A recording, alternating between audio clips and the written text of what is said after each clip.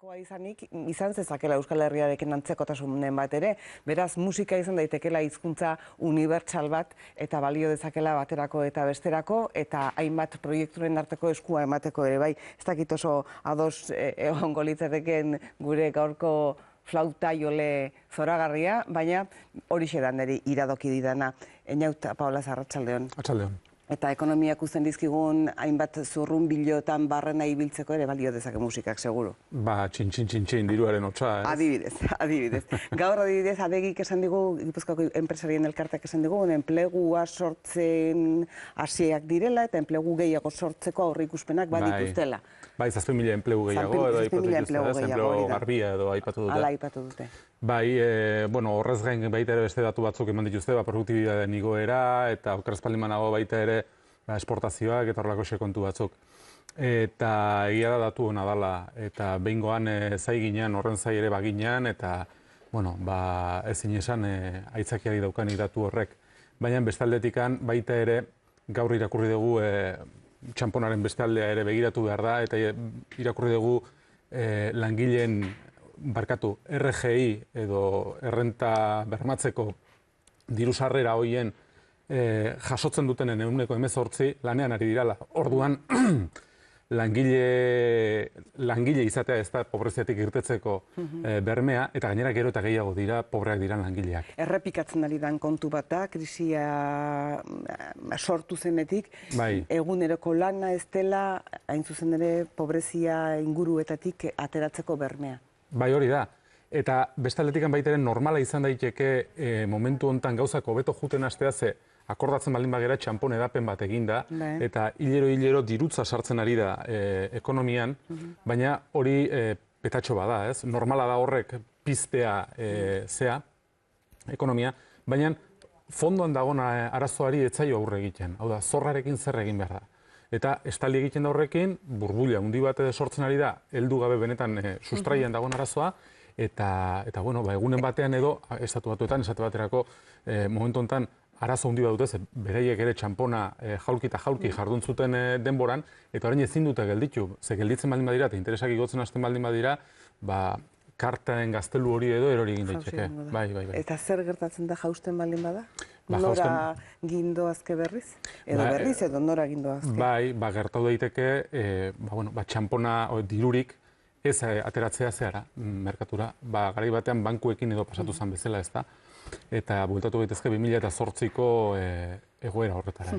Einaut, bada beste kontu bat, aste honetan ezagutu duguna eta niri interesa piztu didana, eta zuek ere irakurriko zenuten dagoeneko, Euskaltelek burtsara aterako dela iragarri baitu, eta hori jakinda gero guk Einautik galdetu nahi genioke gaur horrek zer suposatuko duen. Einaut? Bai, agian gogoan izan behar dugu Euskaltel zer dan eta nola sortu zen, ez? Telekomunikazioena somatuz estrategikoa izango zen sektore bat izango zala, 80ko hamarkadan edo martxan jarri zen Euskalnet eta gero sozietate publiko bat, okerrezpaldin banago Jaurlaritzak berak bultzatua, eta ondoren akzio hori izan zen Euskaltelen ernamuina. Euskaltel hasiera batean gainera herri inbertsio, edo Euskal izenak berak esaten duen bezala, herrialde inbertsio bezala edo hartu behar zen. Eta hori dela eta baita ere, Euskaltelen jabetzan zeintzuk zeuden ikustea besterik ez dago. Kutxek beti uki izan dute importantzia handia, Kutxabankek momentu honetan, behan sorrera garaian are handiagoa. Uste dut grafikoren bat badaukagula. Bai, ikusiko dugu sorrera sortu zenean zeintzuk sortu zuten akziodunen grafika hori prestatu dugu hobeto ulertzeko. Bai, hor ikusten dugu BBK Kutxa eta Vitalen artean 60 pikoko akzioen jabetza zeukatela, eta gero bat zeuden Iberdrola, baita ere egoitza Euskal Herrian daukan beste enpresa bat, eta baita ere jabetza publikoa bazan neurri batean EITB eta EBEren bidez baita ere, ezta? Horrei gainera gehitu bartzaio eta inbertsio hori egintzanean, horrei gehitu zitzaion azpiegitura. Sare fibra optikoan sarea. Eta hori Jaurlaritzarena izan zen, egin zunean. Baina 2011an saldu egin zion, ordura arte alokairuan erabiltzen zuen Euskaltelek, eta saldu egin zion Euskalteli Jaurlaritzak. Orduan, Euskaltel Euskal Herriko kontrola dukan enpresa bat baldin bada, ez da zertan pentsatu galdu egiten dala sare hori, edo sare horren kontrola. Euskaltelekin ze gertatuko da, hori da kontu ez. Erten ezkero burtsara eta akziodunak sartzerakoan, ze gertatuko dan pentsatzeko, orain da momentua ez. Eta zer gertatu daitekelako, Euskal izateari ustea? Bai, momentu honetan, hor ikusi dugu gutxi gora bera, kutxen bidez eta zearen jaurlaritza edo, ez jaurlaritza zuzenean, baina bai behintzat Euskal Administrazioen jabetzaren bidez, euneko 70 edo kontrolatzen zala bere garaian.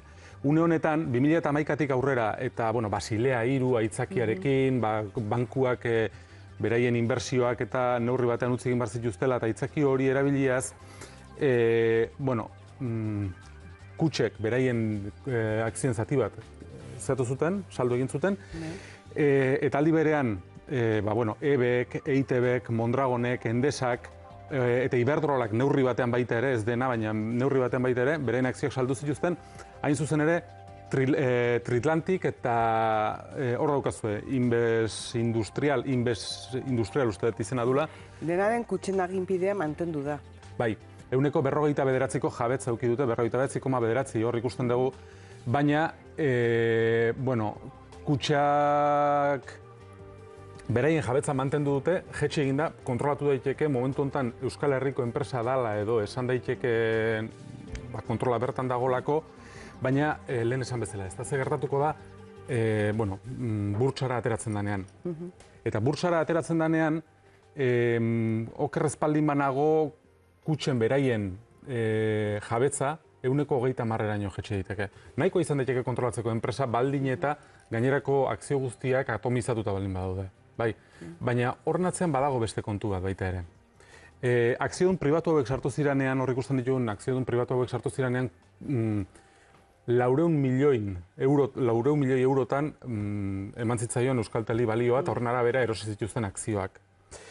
Orain, bursara ateratzerakoan 1.000 milioi eurotik gora salduko da, 1.400 milioi euro edo aipatu izan dira, eta 1.400 milioi euro baloratzeak enpresak esan du duela 4 edo 5 urte alako 2 terdin balio dutela. Hau da, garai hartan enpresa hauek intzuten inbertsio horrek, duela ez hainbeste, duela 4 urte, alako 2 terdi jasoko dute bueltan. Eta hori zergatik da? Ba, ez dakit.